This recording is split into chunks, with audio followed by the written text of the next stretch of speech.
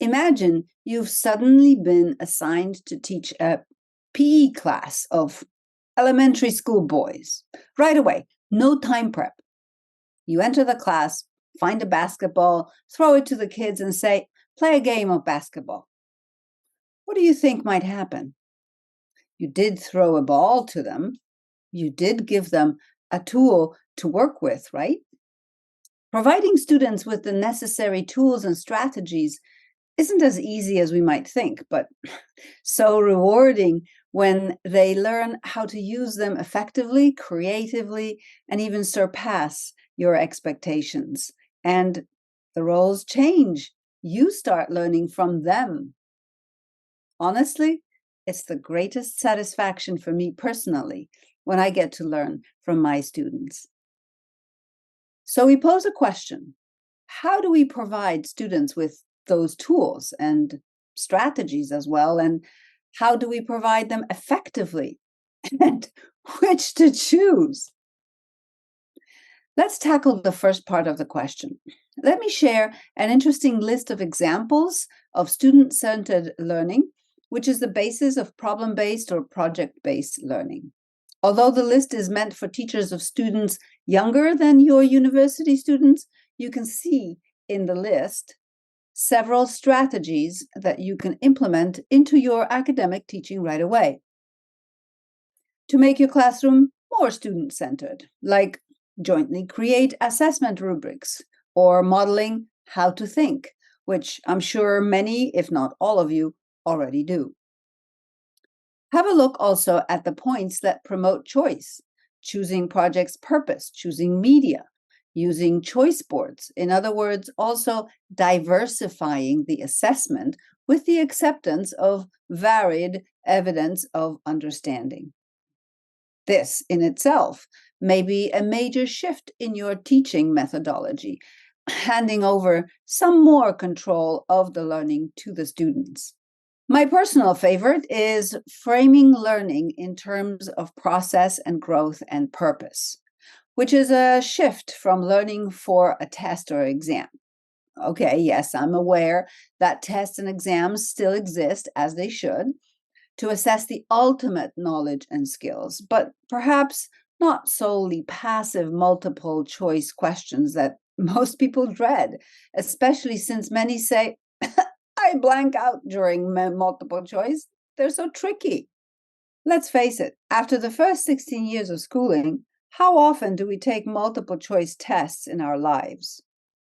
Learning is a process that leads to growth of knowledge and skills and understanding, which then needs to be applied to a purpose. We all know, we have asked it many times in our own lives. Why am I learning this? What's the point? I'll never use it in my life. It differed, right? The future engineer thought she was wasting her time in a boring English grammar class. And the future linguistics professor thought he would die solving yet another math problem he could not understand and apply to anything in life. So, understanding that purpose and practicing application of the knowledge or skills enhances the learning power. It sparks motivation to keep on learning and dig deeper for more details, to solve problems better next time. So that first point, being clear about promoting understanding and making it clear what actually is worth understanding in your subject or field of study, and overtly celebrating that learning process and reaching a higher level of understanding. And lastly, measuring it in a diverse way, thanks to the choices that were provided. All of that is super important. That's a shift in a direction that promotes effective learning skills. The second part of the question is a bit easier to answer. Right now, we have a plethora of tools to choose from. And as I said, providing students with a choice allows them to utilize their current knowledge or stretch themselves to learn something new. For example, using Google Slides or PowerPoint or Canva in a new way, or trying out Prezi for the first time to create a presentation. Your job as the facilitator of your students' learning is to provide that choice and perhaps learn from your students.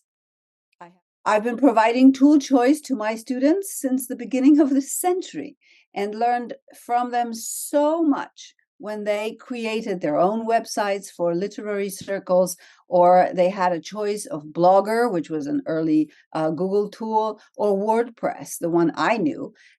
And lucky for me, I added, or another tool you know. And bingo.